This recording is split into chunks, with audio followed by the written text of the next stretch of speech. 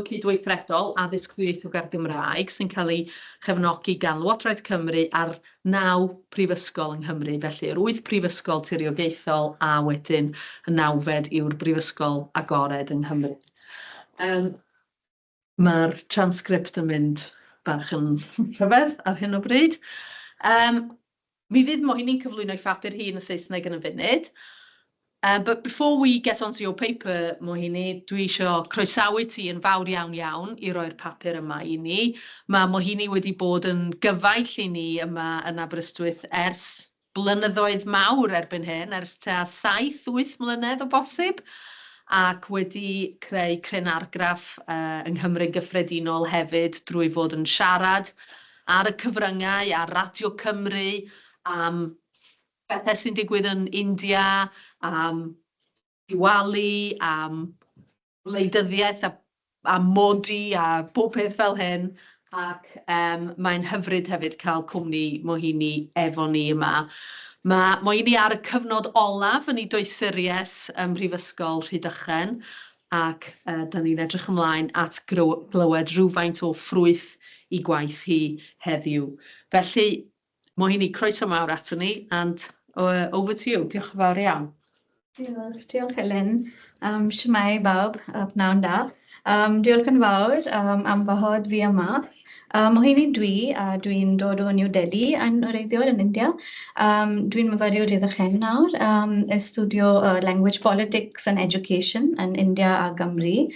Dwi wedi byw yn Aberystwyth yn 2017, Charles Wallace India Trust Fellow a ysgrifennu a cyfieithu.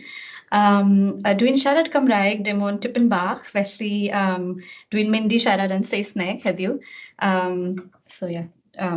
Diolch eto am ddod. So I'll introduce myself. Like I said, I'm from New Delhi. I have done my master's in London. I spent a little bit of time in Aberystwyth, 3 months only. And now for the last 4 years, I've been living in Oxford, doing my PhD there. My background is in English literature and culture studies, and now my research has moved into an area of social linguistics. I've always been interested in questions of language, language politics, language hierarchies. Did I move this? No, I didn't, sorry. Let's see if that works. It's not working? Sometimes it just needs to... Yeah. Okay. If I forget to move this, just let me know. So I've always been interested in questions of language, language politics, language hierarchies, post-colonialism, and language, the complex position of English in South Asia. So these questions have sort of, moved me and motivated me to do my academic work for the last 10 or 15 years now. My master's thesis at SOAS University was on language and mockery and stereotypes in youth culture in India. That moved on to some work on language and humiliation, which I wrote about in a chapter that I wrote for a volume called Hinglish Live. This book was about hybrid languages, so Hindi and English. So I moved from language and mockery to language and humiliation, and now I've moved on to looking at language and shame. My current PhD research looks at the relationship between language and shame. And I'm looking at that within the education system in India. And I'm also using Wales as a case study to compare the two language contexts. So I'm going to be talking a little more about that today. I do want to say that I am studying, so my field work is all in New Delhi. So I am also a product of the same politics that I am studying. So I sort of have this insider sort of a bias, I guess, but I'm trying really hard to, play the outsider as well, where I go into schools. I've avoided my own school, but I've spent a lot of time in different schools in New Delhi, looking at how language is being taught and the kind of different power dynamics that occur within the classroom in New Delhi. My work, I've always been interested in poetry. So even when I was in Aberystwyth, I was working on translating poetry between English and Hindi. I've been translating also on the side for many years. And my translation work is also aimed at sort of creating more poems with relatable subjects for young readers, and sort of working with rhymes and musicality, accessible contemporary language. And all of this also culminated in an initiative that I started in 2020 called Mother Tongue Twisters. This also actually, it all was conceptualized in Aberystwyth. So I'm really grateful to Literature Across Frontiers and Charles Wallace India Trust for letting me develop those ideas. So translation, language, and specifically around young readers has always been a focus for me over the years. And I've moved on to sort of doing academic research on looking at how students in primary schools actually start forming their attitudes towards language and how much the education system is responsible for that. So some of the questions that I'm asking in my research, get rid of this, are basically looking at language policy, language textbooks, and language teaching practices, and how the nexus of all these three things impacts language attitudes. I'm looking at, I say urban youth in India because it's very difficult to generalize across India. It's so diverse and there's so many different sort of socioeconomic differences that I'm focusing my research on sort of urban regions in India. So I'm looking at the role of policy, curriculum, pedagogical practices in influencing language attitudes. Like I said, I'm interested in the idea of shame, and the concept that I use is the idea of post-colonial shame and how this post-colonial shame gets attached to language learning and speaking the mother tongue, and how much do educational institutions reinforce and reproduce this idea. I'm also looking at language policy and socio-educational practices. When I say socio-educational practices, I mean everything from, just how the curriculum is taught in schools, but also other conversations and ideologies that get reproduced in the language classroom, and how much these sort of propagate language hierarchies within schools. So I will just move on to a brief overview of like the language situation in India. The Constitution of India recognizes 22 languages. And if we look at the census of 2011, there were 122 languages that were categorized in the census. There were 270 mother tongues, which means they had over 10,000 speakers. There were 1,369 rationalized mother tongues, which is another process that the census does to categorize. It's a very complex process within the census. And then there was data released that actually, if you look at the raw data, there's more than 19,500 unrecognized mother tongues. So they just keep getting sort of clubbed into different categories and then subsumed under larger languages. So ultimately, the recognized languages are only 22, but there are actually almost 20,000 different tongues that are spoken across the country. So language is a very complex issue in India. There are only 2 official languages, which means that government and administrative work is carried out in 2 languages, which are English and Hindi. When India got independence, Hindi was pitched as the national language. The idea was that in 15 years after independence, India would then move into conducting all of its administrative work in Hindi, but there was a lot of resistance from other linguistic groups. So ultimately, we don't have a national language. Some people confuse Hindi for a national language, but it's not. We just have 2 official languages. So like I said, the language question in India is very crucial. It's very politically charged. And I think there's no better place than Wales to speak about this, because everyone here would already know how closely language and politics are linked together. And how much it's about people's identity. So like I said, when Hindi was pitched as the national language of the country, the state in southern India called Tamil Nadu resisted very strongly towards that. Against that, because Tamil itself is such an old language. It's almost as old or even older than Sanskrit. And Hindi, as we know it today, is about 150 years old. So it's a very, very young language. It's evolved from different languages. There's lots of debates and politics around these things. And language movements in the South Asian region have also been, linked with a lot of violence, a lot of people sort of laying down their lives for language movements. The Bengali language movement is a famous one, which ultimately led to the creation of Bangladesh, an entire country which was based on language, essentially. So it is, and this picture is actually from one of the Bengali language movement protests. This was in the 60s. So all of these ideas around language and education are all essential to sort of understanding language attitudes in Indian language speakers. And all of this comes under the umbrella of language ideologies, which is a theoretical concept that I'm engaging with, especially ideas of language shame and language prestige.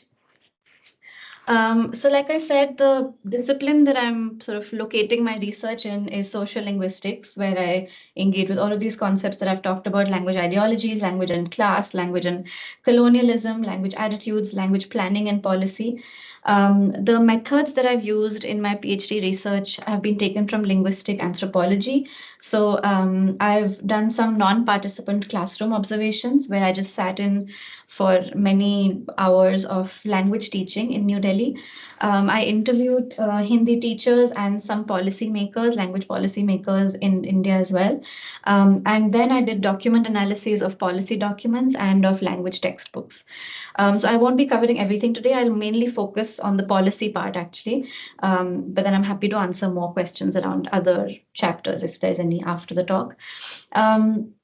My fieldwork was mainly conducted in New Delhi. It was in a combination of private schools and when I say public schools, I actually mean government schools. I think there's different terminologies in different countries, but private and government schools in New Delhi. And like I said, I am using the Welsh context as a comparative case study. So I've done some interviews in Wales as well, but it's a smaller set of data than my data from India. Just to sort of look at how language ideology has been defined. It's been defined as a set of beliefs in terms of which people rationalize the use of particular linguistic forms to achieve socially understood purposes, to be used in certain socially understood contexts. It's a very complicated definition, but since the 60s or so, this concept has been sort of coming up in social linguistics. It's sort of a bridge between the study of language and study of social theory. And yeah, like I said, this project basically engages with that concept. I also look at education. So language attitudes are obviously influenced by many different factors. The home is, a major factor, the state, but I'm looking at education and that correlation between education and the sort of larger ecosystem of education, which includes policy and textbooks and teaching practices. And I'm looking at that as a site of conflict. Educational institutions have always been seen as establishments that maintain and challenge power.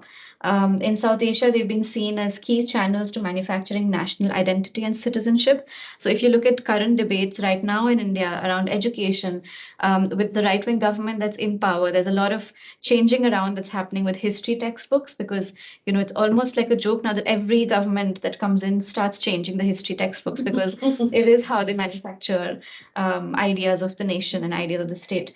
So so that's a very heated debate right now in the country. And so textbooks and education at large is a very ripe space for all of these politics to come up.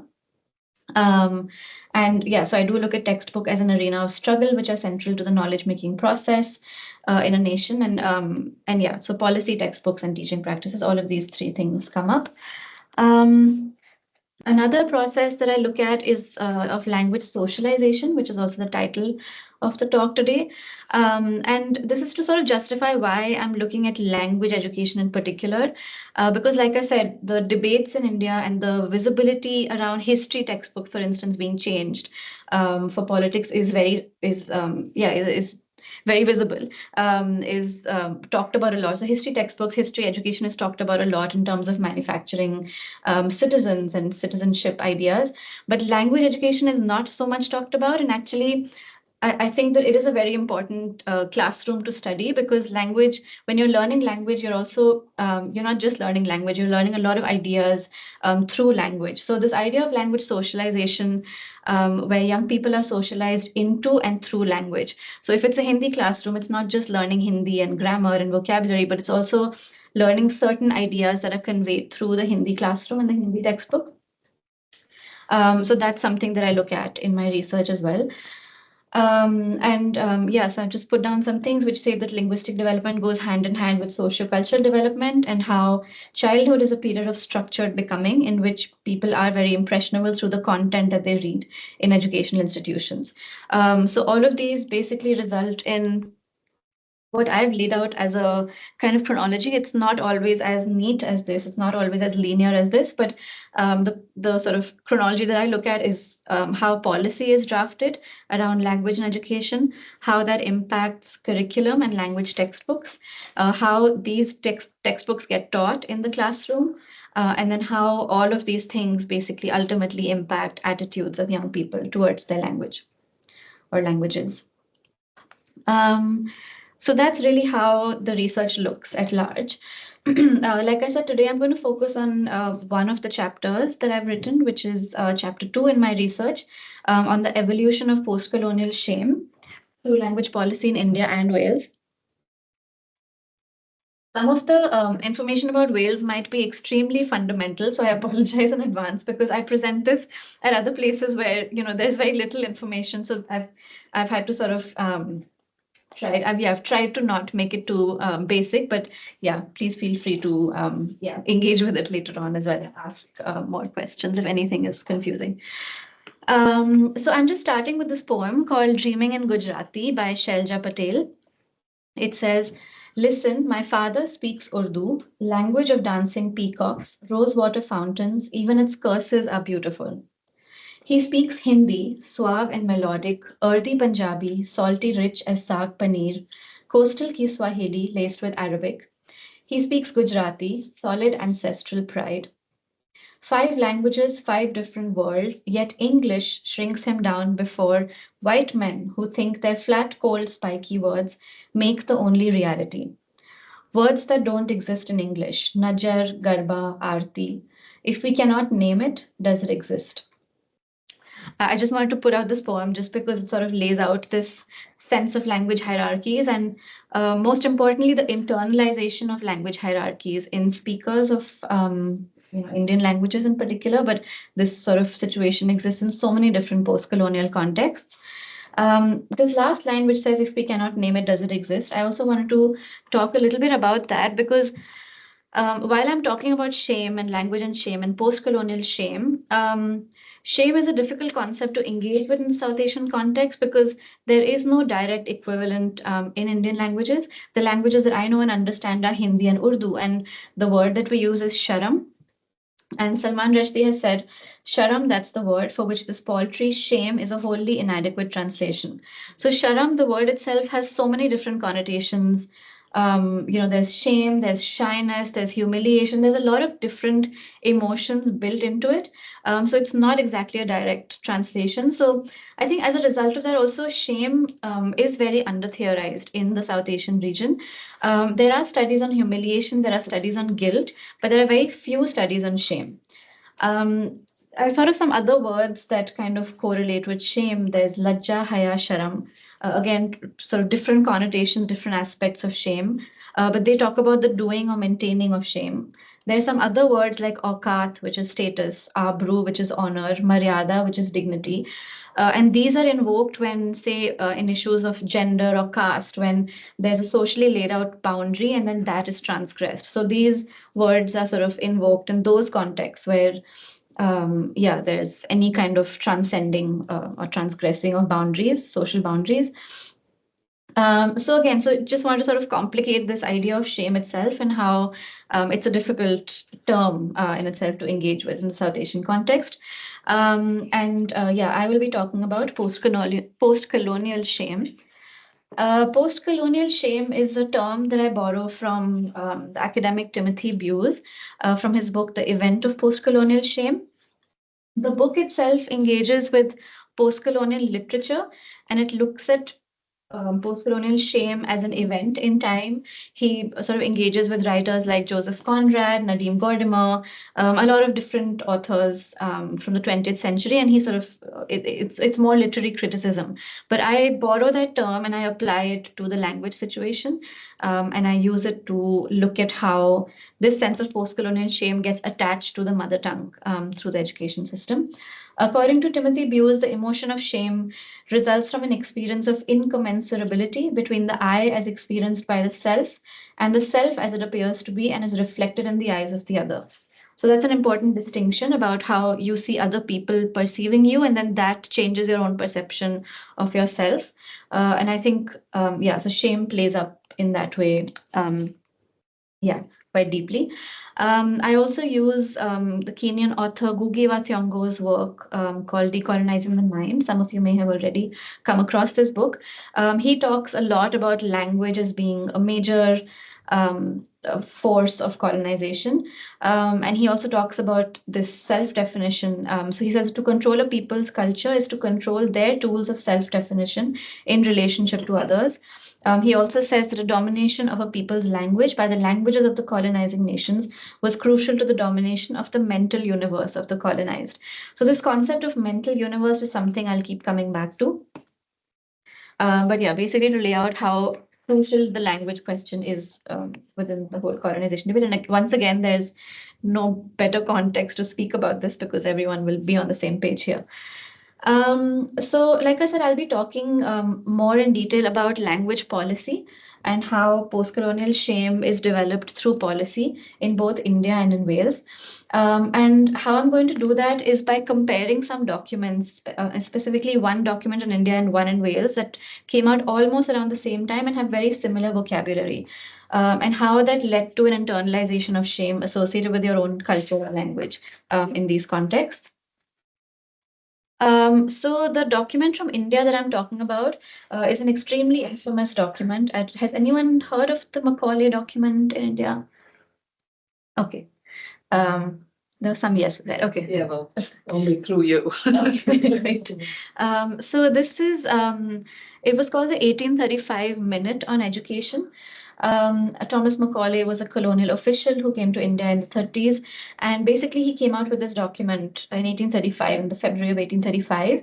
And this document was a major, like a defining moment, which then led to the widespread establishment of English language education in India. According to their own that document, the aim of this document was to form a class of persons Indian in blood and color, but English in tastes, morals, and in intellect. There's multiple places in this document where the intrinsic superiority of the English language is sort of emphasized. And there's a very famous line which now everyone quotes all the time. But in this document, it's claimed that a single shelf of a good European library was worth the whole native literature of India and Arabia. So this is something that keeps sort of infuriating a lot of people. And it continues to be something that impacts people today. There's also a line that says English is better worth knowing than Sanskrit or Arabic for the intellectual improvement of people. Also talks a lot about how there's no substantial scientific or literary information that's present in the dialect spoken by the natives. That's how all the languages are described. There's a particular line that says, Indian texts contain medical doctrines which would disgrace an English farrier, astronomy which would move laughter in girls at an English boarding school, history abounding with kings 30 feet high and reigns 30,000 years long, and geography made of seas of treacle and seas of butter. So basically ridiculing the kind of information and facts, or things that are shown as facts, but just things that exist in Sanskrit, Arabic, but other languages as well. It actually doesn't mention Persian, which is interesting because in the 19th century, Persian was one of the main languages that was sort of used for administration thanks to the Mughal Empire. That's him. And I wanted to compare this to, no surprises, but the 1847 document, which then popularly came to be known as the Blue Books, or the treason of the Blue Books. So this, as you might know, was commissioned in 1846 by William Williams, who was clear in his belief that the country's native tongue was an inherent drawback to its future progress. And believes that the people of that country labor under a peculiar difficulty from the existence of an ancient language. So again, this sense of the language being too ancient and not being useful for contemporary times is something that comes up in both documents. It's been seen as portraying a very damning picture of Welsh society, and basically locating all of the drawbacks of Welsh society in the Welsh language, believing that it's the language that kept the Welsh people in a state of poverty, immorality, and degradation. There was also, of course, strong judgments around drinking habits of people in Wales, levels of cleanliness and hygiene, saying things like in their habits, the labor classes are particularly dirty. And of course, the very controversial comment about women, how saying that the universally unchaste nature of the women in Wales. It also calls the Welsh language a language of old-fashioned agriculture, of theology, and of simple rustic life, while all the world about the Welshman is English. So I thought that that was quite similar to the line around, yeah, the medical doctrines and all of those things which sort of ridicule the information that exists in Indian languages.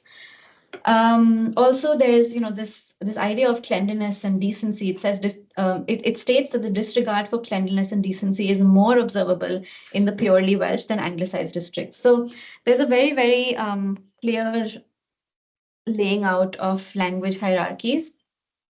And it's really interesting that they both came out around the same time, about 10 or 12 years apart. Because after that, things developed in very different ways in Wales and in India. I just wanted to spend a minute, sorry, it's a bit unclear, but that's the first page of the report. I just want to spend a minute to talk about why I chose to compare Wales and India. Maybe I should have done this before. But I get this question a lot because there's such a different and diverse context that there's very little to compare. But I do feel that the language question in both regions is quite similar and worth comparing. Um, and Wales, of course, has also been called the first colony of the British Empire, even though now people don't think of it as such. And I've been questioned about whether I can call it a post-colonial context at all. And I'd love your views on this maybe later on. The other complicated thing is also that when India was colonized by the British, Welsh missionaries were also part of the colonizing mission. So that does complicate the relationship a bit.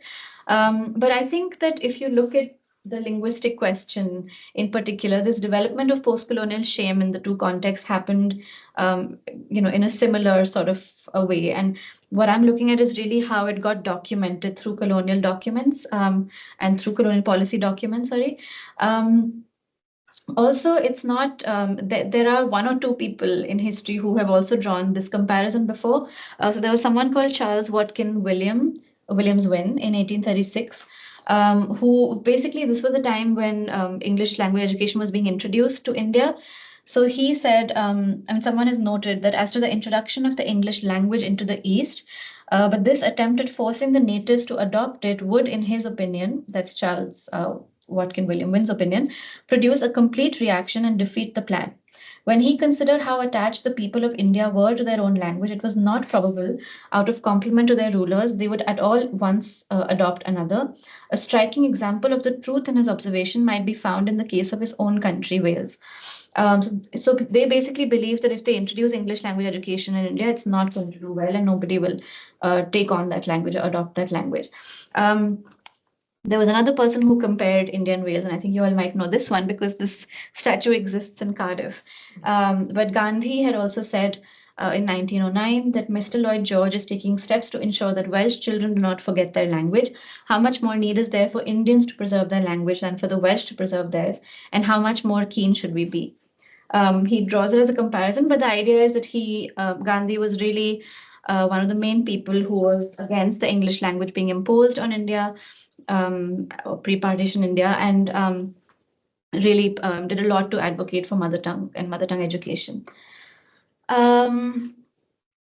So to look at the impact, so like I said, the 1835 Minute on Education was a defining sort of document that led to the spread of English medium schools across the country. It created this gap between those who could then afford English language education and then those who could not. And that's a gap that exists until today. It created a very strong sense of hierarchy between the superiority of English versus Indian languages, and that also continues until today. It also led to a lot of shaming practices within schools. And again, that's something that will be familiar to the Welsh context. So practices where students were punished or fined if they were caught speaking their mother tongues. And again, this is a practice that continues until today as well. Just to show sort of how much it's still in the mind of people today. These are quotes that I have just taken, 1 or 2 quotes from Hindi teachers that I interviewed last year. It's a completely unprompted quote. I was not talking about Macaulay. I was only asking about students' attitudes towards Hindi and English. And the teachers immediately said, we have to throw Lord Macaulay out. It's a very sad state of affairs here in India. अंग्रेज चले गए लेकिन अंग्रेजी हमारे अंदर से नहीं गई. This is a very famous quote that says the English have left, but English has not left from within us, or English has not gone from within us. And she repeats that line once again, and she says, "Psyche mein chali gayi hai wo, gone into the psyche of every mind, of every Indian mind." So again, going back to that mental universe of the colonized, about how something that came out in 1835 is still sort of very deeply ingrained in the mind of students and teachers until today. There was another teacher, again, completely unprompted, said that I say that you should not be ashamed of speaking your language. No language can be a reflection of your intelligence. The Indian mindset is that only smart people speak in English. Again, she also herself repeated the same sentence, which says Angrez chale gaye, Angrezi chhod gaye, which is that the English have left and English is still left in us. So yeah, I just wanted to sort of show that, to briefly show that it's something that that we continue to engage with in India, something that came out so many years ago. And I think that's a bit similar to what happened with the impact of the blue books or the Brother Savrai Glacian, which we know the blue book sort of laid the ground for the 1870 Act of Education, which then led to a more widespread creation of English medium schools all across Wales. We also then see this very significant drop in the number of Welsh speakers from 1891, which was over 900,000, to then the 1981 census, which showed the speakers had come down to 500,000, or 18.7% of the population. Similar to what I said about the shaming practices in India were, of course, the shaming practices in Wales, where practices like the Welsh Not, Welsh Mark, Welsh Ticket were discouraging students from speaking Welsh in the classroom, and there were consequences to them being caught. And I have some discussion around that after this as well. There's some quotes from a historian, O.M. Edward, who talks about school headmasters in the 1880s and talks about how they reminded students daily about how disadvantaged Welsh monoglots would be in the race of life. So this idea of Welsh does not pay was ingrained or like instilled in students on a daily basis to remind them of the sense of inferiority that they would feel if they continue to be Welsh speakers when they grow up. I've also taken a quote from the legendary Milestone Lecture by Saunders Lewis, where he talks about it was the reaction against the Blue Books which initiated Welsh nationalism in the second half of the century. It must be confessed too that it was the Blue Books that triumphed. So of course, the Blue Books are sort of engaged with, and there are obviously opinions which say that it led to a wave of Welsh nationalism. And again, I will welcome thoughts on this afterwards, because I may be saying things that you're all very familiar with. So I just want to show that, for many, many years after, these documents continue to leave their mark. This is a quote from the National Library of Wales that talks about one of the inevitable results of the report was its effect on the nation's mind and psyche. It was at this time that ordinary Welsh people began to believe that they could only improve themselves socially through education and the ability to speak and communicate in English. And going on to the last line that says, as a result of the treachery of the Blue Books, the Welsh people began to harbor a complex about their image in the face of the world, and the influence of the report has not completely waned even to this day. So what happens when a language of education or the language of the school is an unfamiliar language for the student? This is something that's again been documented by many post-colonial scholars. If I go back to Ngugi wa Thiong'o in Decolonizing the Mind, he talks about how learning for a colonial child becomes a cerebral activity and not an emotionally felt experience if it's in the language of the colonizers. There's also studies that say that the use of an unfamiliar language of instruction results in dramatically limiting classroom talk, either to rote chorus responses or single word answers or silence. So it's all of the things that go on in the classroom then. If there are students who don't feel familiar in the language, what happens to their own, levels of confidence or their own ideas of themselves? learning an unfamiliar language has been seen as a barrier to quality and equitable education. And fear, shame, and humiliation, all of these three strategies have been used a lot to shame students into speaking the unfamiliar language. Yeah, so I'm just going to go on to show. I found this picture somewhere. I don't know where it's from, to be very honest. But I just wanted to sort of, this is a quote from the report, the 1847 report, that says, "My attention was attracted to a piece of wood suspended by a string around a boy's neck, and on the wood were the words Welsh stick. This, I was told, was a stigma for speaking Welsh, but in fact, his only alternative was to speak Welsh or to say nothing. He did not understand English, and there is no systematic exercise in interpretation." Very similarly, in India, I only found a picture of something that talks about Telugu, but this board says I never speak Telugu, and there's like signs around the school saying it's punishable. In fact, one of the respondents that I interviewed, he went to school maybe about 20 years ago, so not that long ago. He talked about how in his school in New Delhi, if you were caught speaking Hindi, you were not just fined or punished or humiliated in public, but you were also misgendered. So that means that if it was a boy who was caught speaking Hindi, they were made to wear bangles and a bindi, which is like a dot that women put on their foreheads. If it was a boy who was caught, oh, sorry, if it was a girl who was caught speaking Hindi, then she was made to wear a mustache and things. And then they were paraded around school at the end of the day. So, yeah, I was quite shocked by that because there's so many levels of problems that come out of that. And of course, this is not, these shaming practices around language are not limited to India or Wales. So many African countries have talked about the impact of this as well. Again, in Kenya, Ngugi wa Thiong'o talks about one of the most humiliating experiences was to be caught speaking Gikuyu in the vicinity of the school. The culprit was given corporal punishment and made to carry something that says, "I am stupid" or "I am a donkey." There's studies in Tanzania which talk about these punishment practices, and the students were then forced to wear a vest with the word "shame upon me" written if they were caught speaking Kiswahili. These sacks are from Uganda, where students are made to wear a dirty sack if they're caught speaking their language, and then they pass it on to the next person. So very similar to the Welsh knot board that you hang around you as well. Nigerian students have also reported being caned or flogged if they were caught speaking Yoruba instead of English in schools. So just to kind of contextualize it, obviously it's yeah, it's something that's there are so many examples from different countries around the world. I'll talk briefly about reversing the impact.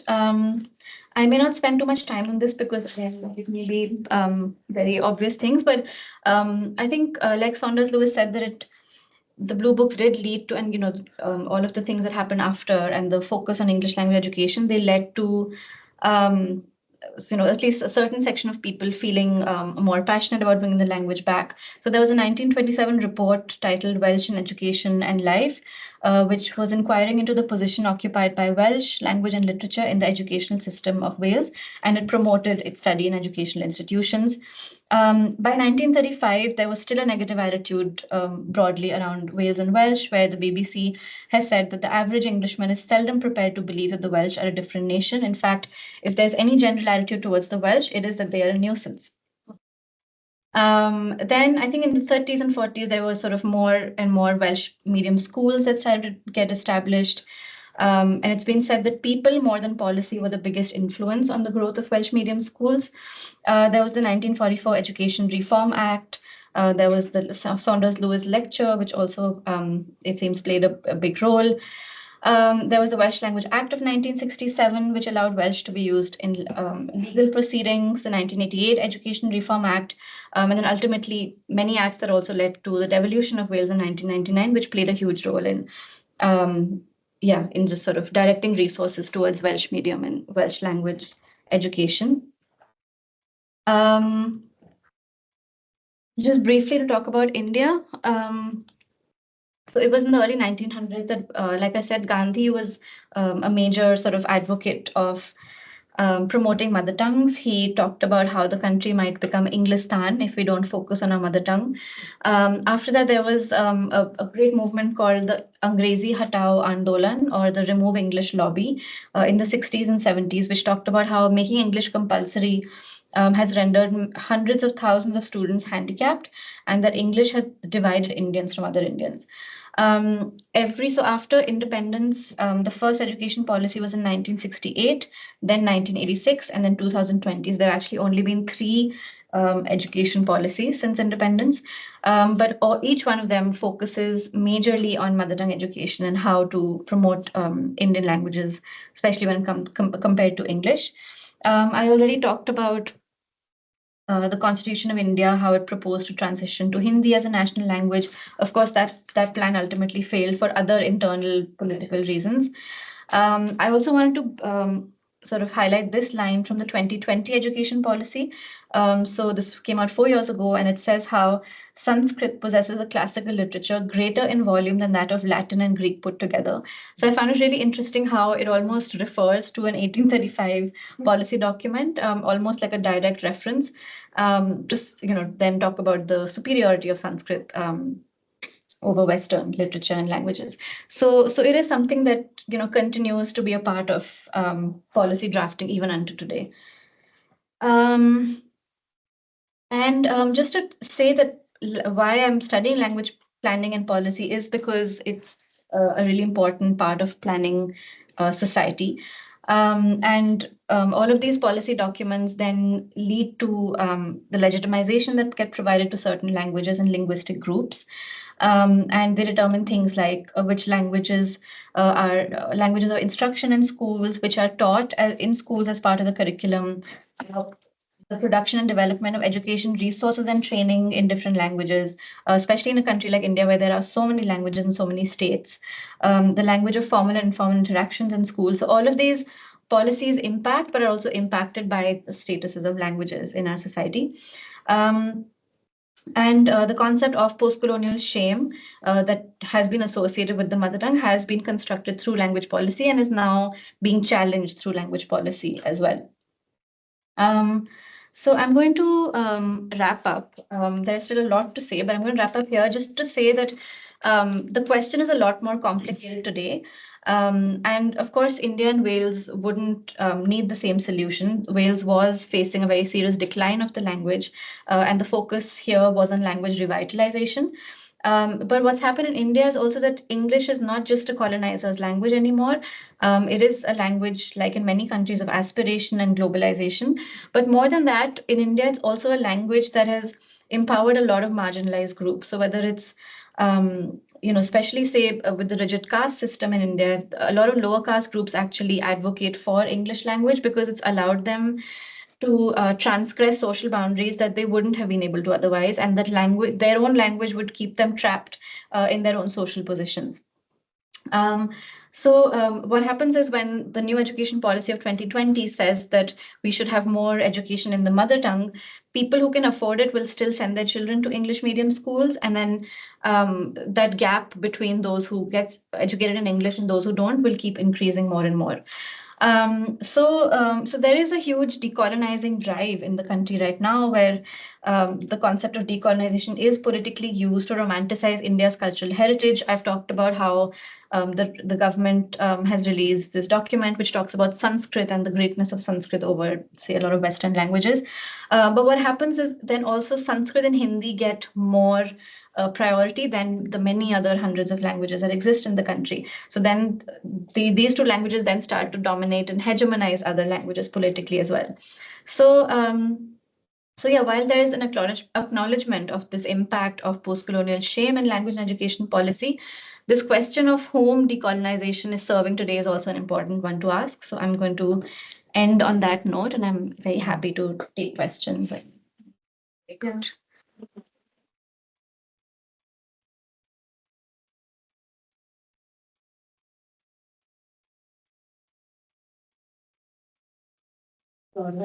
Diolch iawn. Diolch iawn. Mae gennym ni, dwi'n gwybod bod yna rai cyfeillion yn gorfod gadael yn syth, ond mae gennym ni amser am ar gyfer rhai cwestiynau a trafodaeth. So we can have questions from people online or from the room. Mae gen i rhai cwestiynau, so I've got a few things that I'd like to ask, but before I perhaps jump in with my chair's privilege, I just want to keep a floating eye out just to see whether there are any others coming through now. So, Mohini, can I just ask you, I mean, a few things that I jotted down here as well. When you referred to Gandhi and his, if I understood that correctly, he was talking about safeguarding our mother tongue in the singular. Now, was he then referring to Hindi as that mother tongue and that common mother tongue in his view? And clearly we know that sort of linguistically that the languages of South India are certainly closer related, well, are further related to Hindi than Cymraeg or Saesneg for that matter. So, so did he have that view of having let's say, a nation state with a single language following that kind of European tradition of the end of the 19th century? Should I answer that? Yes, please. So Gandhi's own mother tongue was actually Gujarati. It was not Hindi. Yeah. His focus was against English. And of course, this was pre-independence. So the focus was on sort of like, sending the English away and not letting English, the language, but also the people kind of take over the country. It is true that he, in particular, didn't focus on, say, South Indian languages or anything like that. But Hindi was used as a force to create a sense of a nation. So a lot of freedom fighters focused on Hindi, and Hindi, a very particular kind of Hindi, which was then divorced from Urdu, because then in the late 19th century, like late 1800s, is when this division of Hindi and Urdu started to happen as well. So Hindi was becoming its own language, which was more dependent on Sanskrit, and Urdu then became a language that took more from Arabic and Persian. And ultimately, when there was a partition of India and Pakistan, then it became that, okay, Urdu will be the national language of Pakistan and Hindi as a national language of India, which of course didn't happen. But he in particular didn't focus on Hindi. Like, he didn't talk about Hindi as having to be the language of the nation. He talked about mother tongues in general. But he also, he didn't prioritize one language over the other. But in general, the sentiment was that Hindi was being used as a language to unite the country. But, that's a very complicated thing to do. And I think that's the legacy that then people have sort of taken on and then used that to kind of impose that on other linguistic groups now as well. Yeah. Thanks, diolch. Marianne. Oh, sorry. Yeah.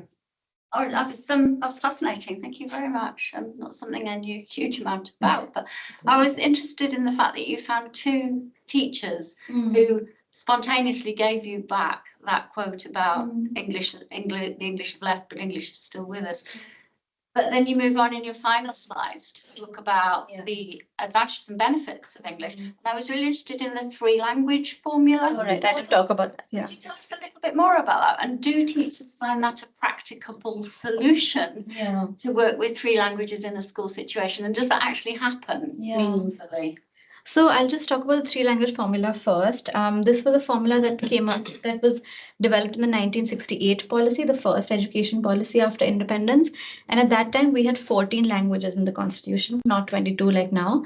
The idea was that apart from English and Hindi, the third language would be taught, which would be the state language. So if it's Tamil Nadu, then Tamil, Bengal, then Bengali.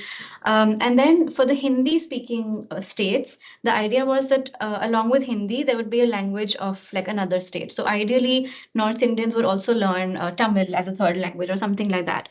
But what happened is that never got implemented. And even though the policy says that the three languages should be modern Indian languages, a lot of the North Indian states basically put Sanskrit as the third language, which is not a modern Indian language. It's not a spoken language. It is a classical language.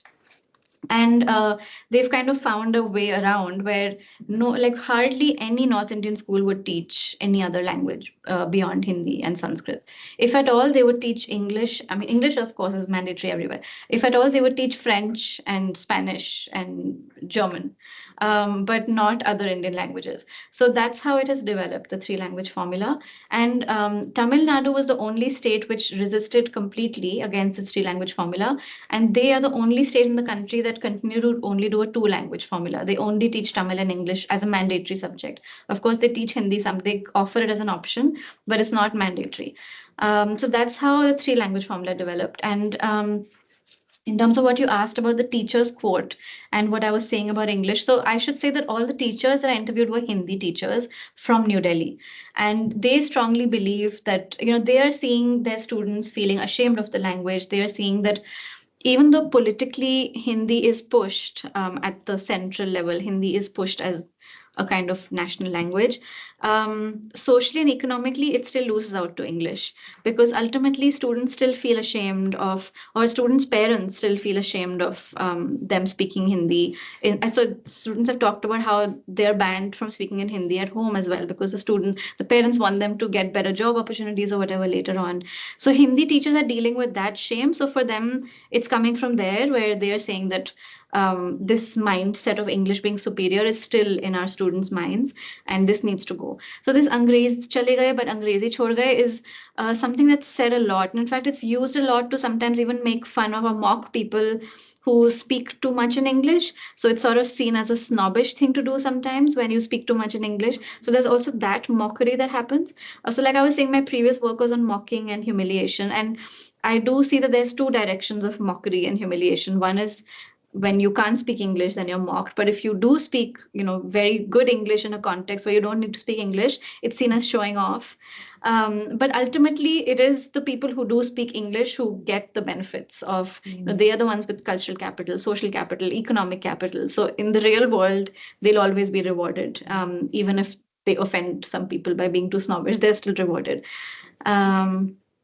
So yeah, I don't know if that answers the question, but that's, yeah. Can I pick up as well on that three language formula? When you were talking about it, it reminded me of a proposed policy that was never adopted for the European Union, that it would be mother tongue plus two. Wow. So if your mother tongue is a non-official language, let's say at the time like Welsh, then you would then be expected to learn, the language of the state, presuming that there would be just one state language, and then something else as well. And so then you apply it in places like, I don't know, Belgium or, Luxembourg and whatever, or say Finland, that you would have different combinations, but this kind of mother tongue plus two would be sufficient to allow basically English in, as well as having some kind of balanced diet of languages. So I don't know whether that's something perhaps at this late stage in your PhD work, you might not want to be looking at it, but again, looking at how a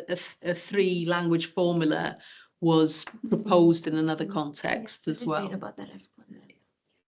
I thought it was interesting that you were talking most about the formalised school system, because in Wales, before the formalised school system, we had a series of schools, Ysgolion Griffith Jones, which turned the nation in 40 years from an illiterate nation to a literate nation. And I just wondered if that had been reflected in your No, that's really interesting. I haven't looked at that actually.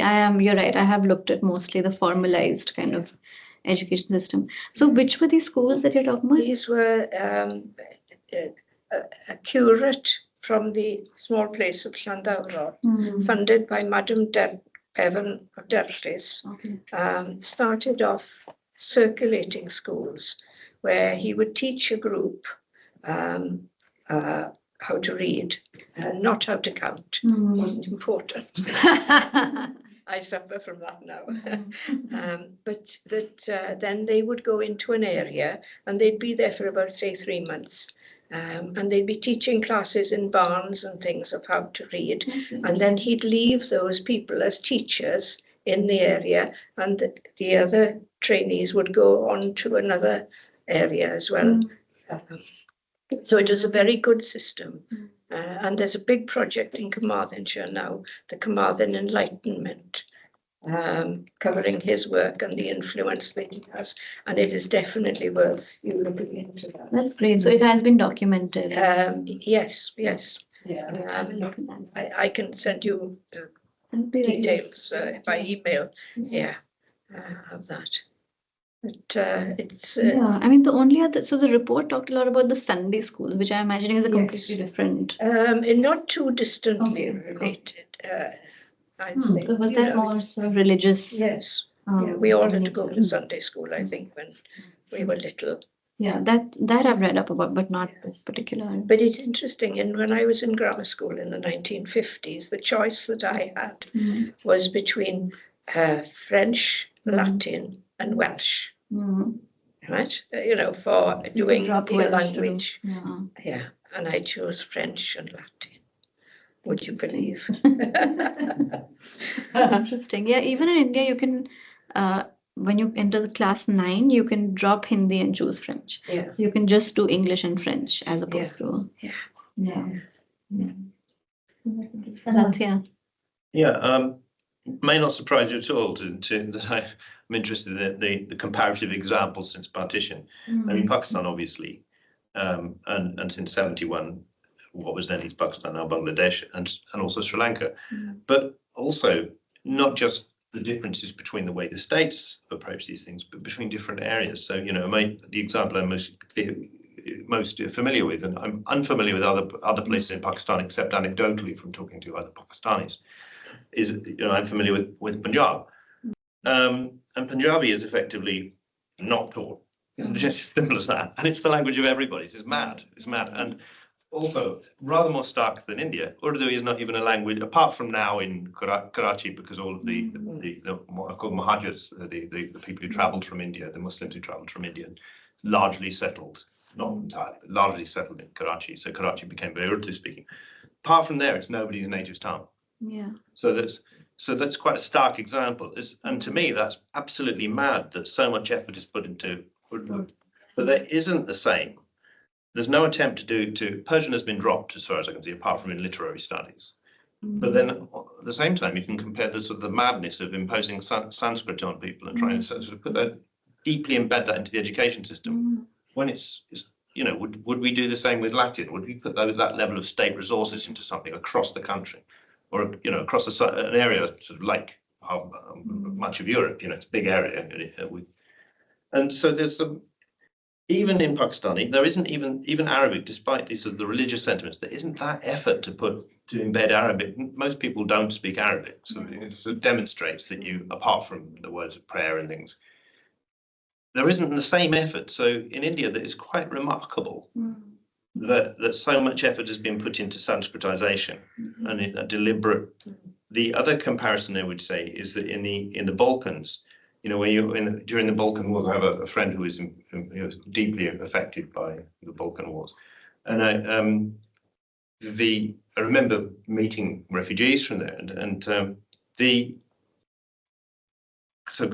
during the war crimes tribunals, it was quite stark. The Serbs and Croats were speaking the same dialect of Serbo-Croatian, but calling it something different. Actually, had translators come in for political reasons in order to translate the words to exactly the same words, because just to make a purely political point.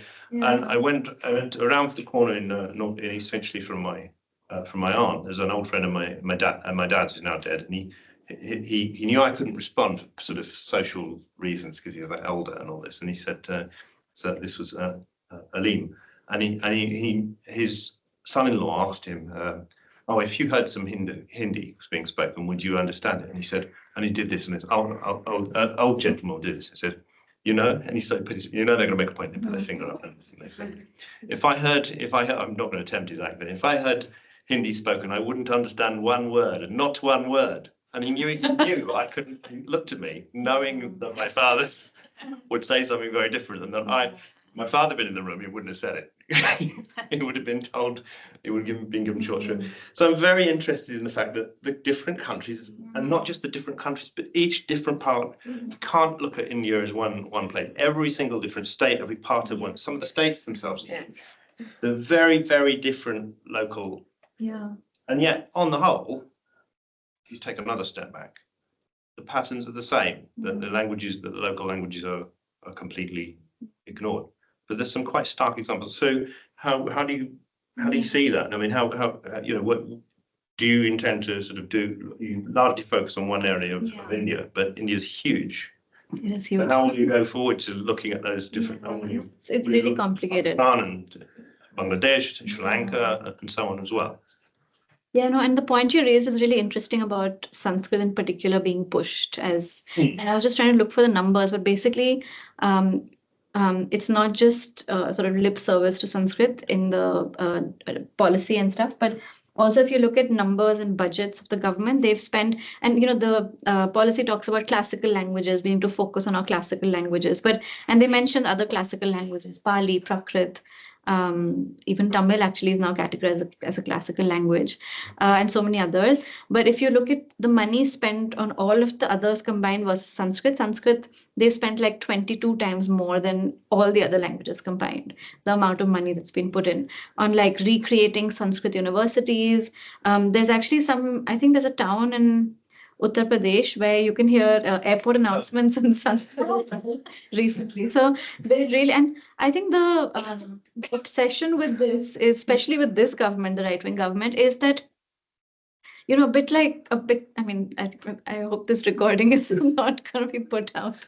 But a bit like Trump, where you say, you know, make America great again. There's this idea of India as it used to exist before the British, but also before the Mughal Empire came to rule the country or the region. So there's this romantic idea of what India used to be before. So this government's main sort of narrative is around going back to those great times where Sanskrit was one of the most important languages around the world, where and so there's this conflation of Indianness with Sanskrit, and it's become symbolic of that. So that has become a really sort of recurrent narrative, and that shows up, and it actually shows up in how the education budget is spent, which is quite crazy actually. And it really is crazy because I also went back to the 3 language formula to see that did they require, like Sanskrit is such an important part of the North Indian education system, but it says modern Indian languages. It mentions that the 3 languages should be modern Indian languages. There's no way Sanskrit should, you know, come into that. But it's a great way of circumventing the system for North Indian states where they're like, okay, Hindi is our state language anyway, and it's one of the official languages. So Hindi, English, and then we'll just have Sanskrit. There's no need for people to learn other Indian languages. And what you said about Pakistan is so true. And it's really quite bizarre that Urdu, because when partition happened, there were only about 3% Urdu speakers in all of Pakistan. It was like 50 or so % Punjabi speakers, 40 or more even like Bengali speakers, which is why the Bengali Revolution happened. And they said we can't have Urdu imposed, and then, you know, sort of led to the whole war and liberation war and things. But it's interesting. It was imposed, like the way because Urdu was ultimately the national language there, so it was imposed. It was documented that way. But in India, they could never make Hindi the national language, so it never actually became, even though it's functioned as some kind of a linked language or administrative language, they could never. But that came slightly out of the mind of the British, because the British, their idea was when they started separate, they deliberately tried to create a movement to separate. Yeah, absolutely. Yeah. Back. Yeah, it was a whole divide and they thought if the Muslims would have their national language and the Hindus would have their national language, and so in many ways we're still living with that creation. So the mindset in Pakistan is simply the imperial mindset of the time, which they were told to do this, they did it, and now they've got it. There's also an imposition of this mindset that like monolingualism is somehow symbolic of development, and like multilingualism is a problem to be solved, and like and I guess that happened here as well, right, where you see the imposition of one language or the standardization of language as being a good thing or being reflecting the development of a country. So you're right that was sort of, that idea was taken into practice in Pakistan. India is just such a complicated space. Yeah. How fast do you think that the process of Anglicization is, taking place now? And, presumably, do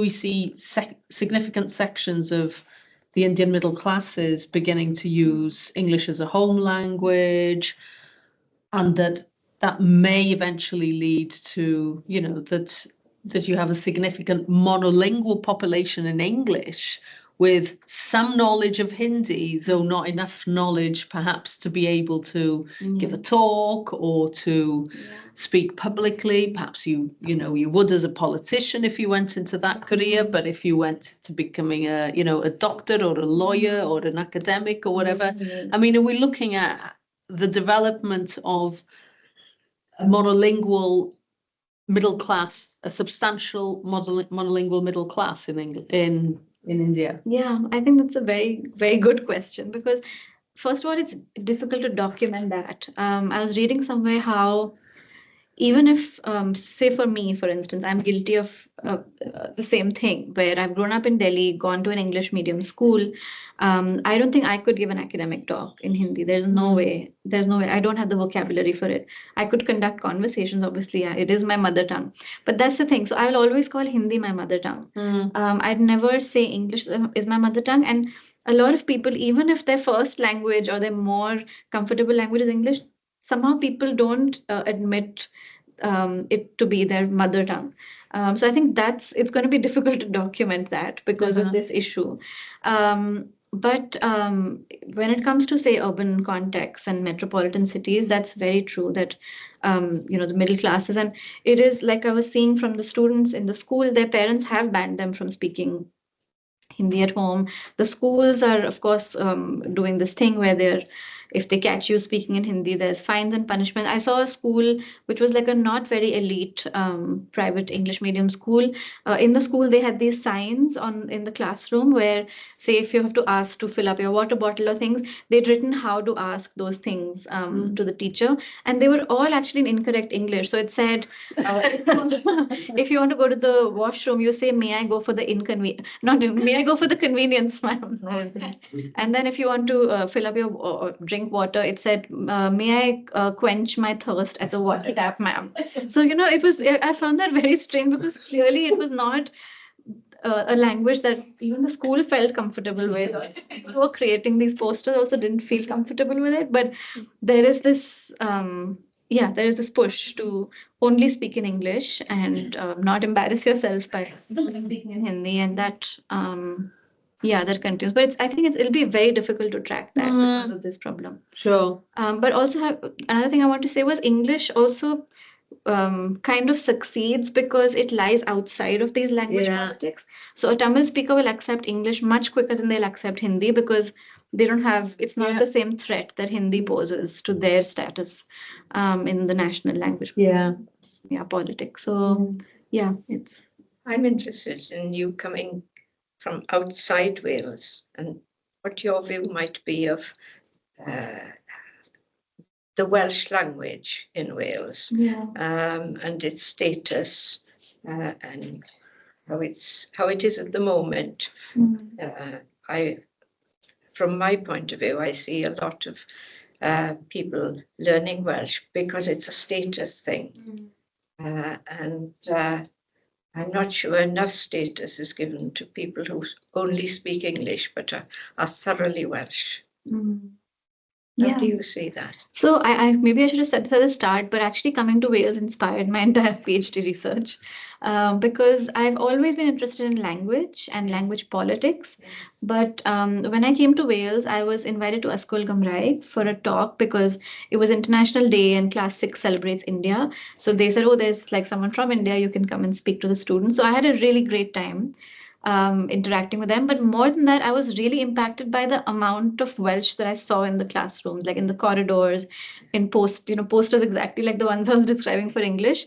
I just saw Welsh all around me, and and maybe because I was an outsider, I was coming at it with completely new eyes, and I was thinking that we would never do this for Hindi in India. So I And then I started talking to more and more people who were involved in like Welsh medium schools, and I started looking at sort of government documents and how governments and schools are kind of working together to create more incentives for speaking Welsh. There was someone who told me that now if students are caught speaking Welsh in the corridor, they're given a ser or a star. So it's like almost a direct reversal of the Welsh not. I remember also talking to Ellen, and we were discussing how many people read in Welsh here. And I think a bestseller, a Welsh book is declared a bestseller when maybe there's more than like 5,000 copies sold or something. And it's the same for Hindi, which is actually really bizarre because there are 500 million speakers. So I found that completely crazy because people are not engaging with the language as a literary language or as an actually like a language that they use. Another thing that I found really interesting was that jobs actually require you to be bilingual, and there's an actual, I mean, I don't know, maybe I'm wrong, maybe I'm seeing it from a biased perspective, but in all of my interviews in India, the teachers would say that the problem with children learning Hindi or wanting to learn Hindi is that they know that nothing's going to come out of their learning Hindi. So they're not going to get any job. Do they want to be a Hindi teacher? No, nobody wants to be a Hindi teacher. And if that's the only job that they'll get, maximum maybe in politics, but that's a very small subset of people who'd want to be in politics.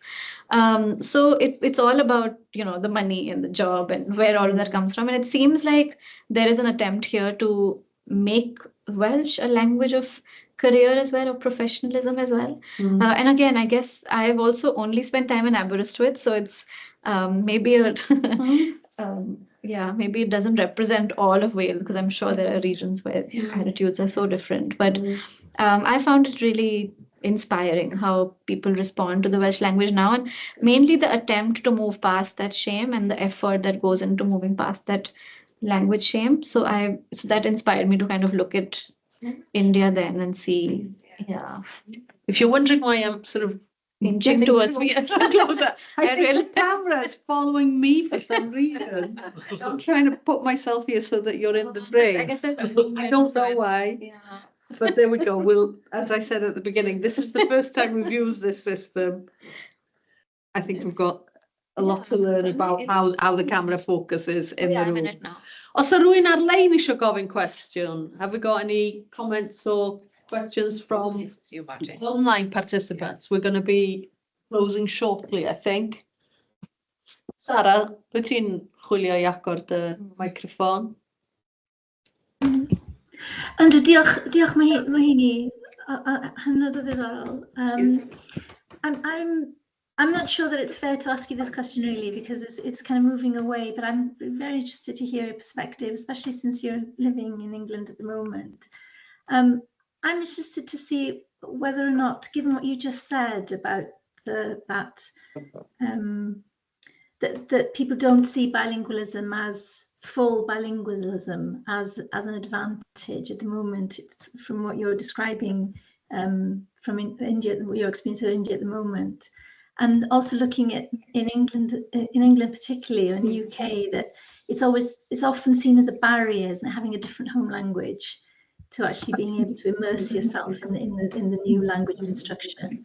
So I'm just wondering whether you have any thoughts about that. Is that because that's something that's very very important now in our debate in Wales, is that sort of getting through this concept of bilingualism. You can be fully bilingual or trilingual and master that from a kind of a literary, professional, and sort of colloquial aspect as well. Is that the barrier, do you think, that we don't fully understand that concept?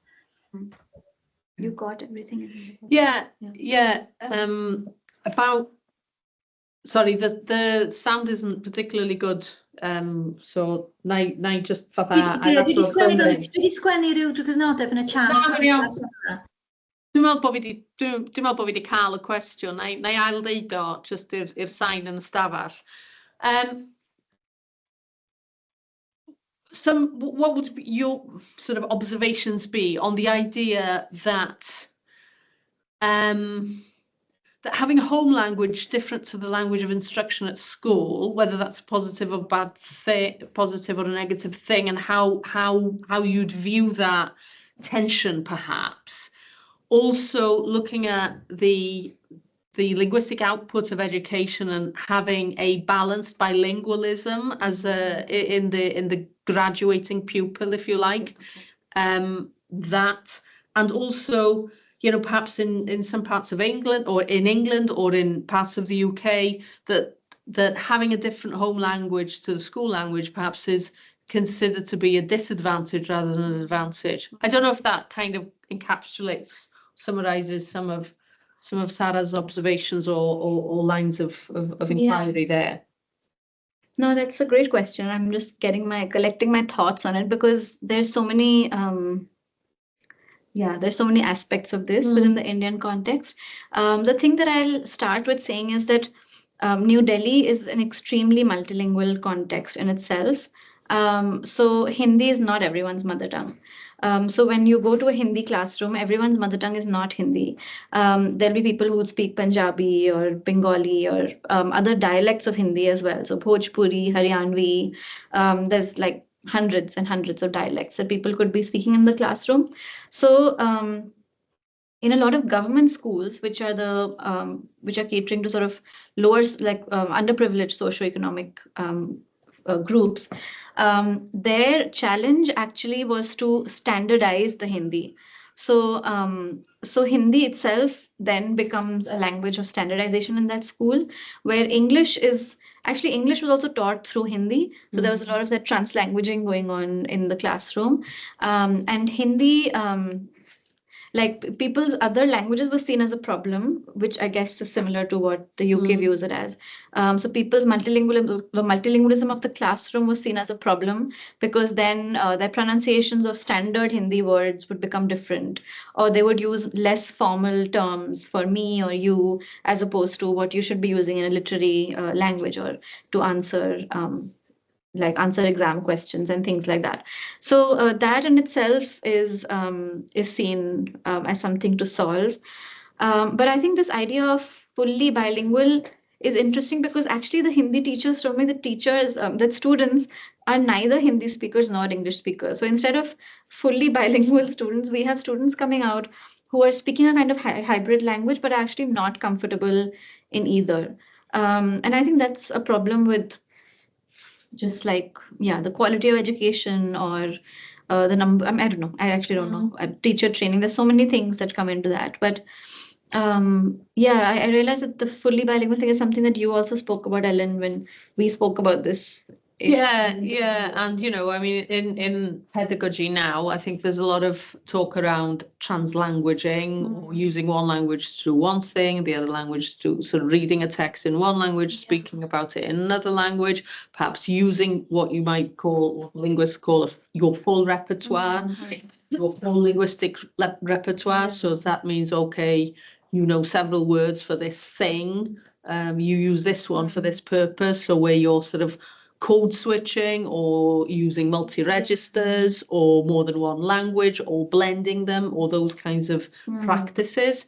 And also, perhaps one of the ideas as well, or one of the things that perhaps differs Wales and India is, of course, everyone speaks English, or everyone in the education system speaks English here. So from a very, very early age, people acquire English regardless of the medium of instruction. So, you know, in a sense, if you want to look at the best ways, the best pedagogical ways of becoming bilingual at the end of your schooling, then so far, what we know is that the best way to achieve that is to have most of your education in Welsh, even if you come from an English speaking home. So not to have your education in a mother tongue.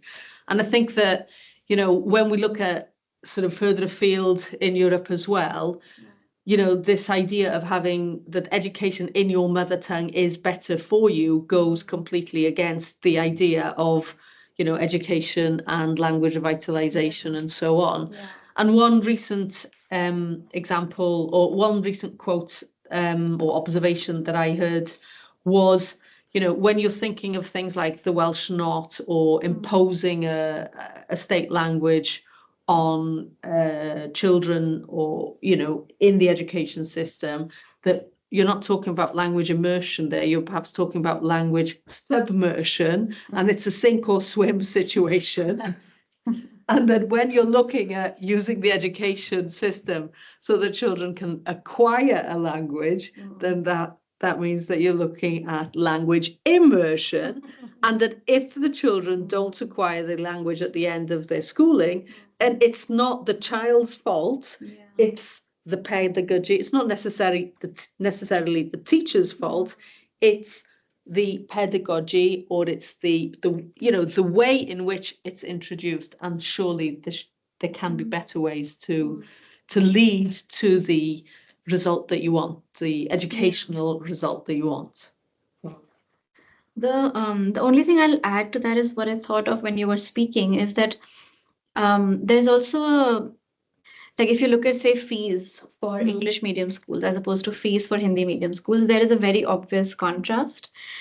So you have to pay much more to go to English medium schools, and those are private. And most of the government schools are Hindi medium schools, and their fee would be almost negligible. And what happens with that is that if you do then go through that system of the Hindi medium education, then actually your exposure to English is very little because nobody at home would be speaking English. So then it's difficult to come out bilingual. So maybe the English medium students do come out bilingual in some sense because they don't need to study Hindi, but the Hindi medium schools students are not then exposed to that kind of to English basically. And going to an English medium school is the only way then to do that. So that's I think the big difference from Wales. The language of the civil service examinations. English. English. English. So, So that's something that you have to then study if you want to. yes, And that would affect. And language of higher education as well. So not just the civil service, but as soon as you turn 18, you will, and if you go to university, you will study in English because it's so multilingual. People come from all over different states. So language of higher education is mostly English. They're trying to now do something. I think they've just released a medical curriculum in Hindi. So it's the first time they've started doing this. This government is actually really, and again, Hindi, it's Hindi. Pushing some higher education curriculum in Hindi, which will be quite new. But Diolch yn fawr iawn. Diolch yn fawr iawn. Diddorol iawn. Diolch i bawb sydd wedi mynd efo ni ar-lein hefyd. Gobeithio bod chi wedi cael bydd. Dwi'n ymddiheuro bod ni ddim wedi cweit deall y dechnoleg o ran yr camera ag ati, ond mi ddawn, a diolch am eich ymynedd efo hynny. Ond diolch yn fawr iawn i Mohini. Diolch yn fawr iawn.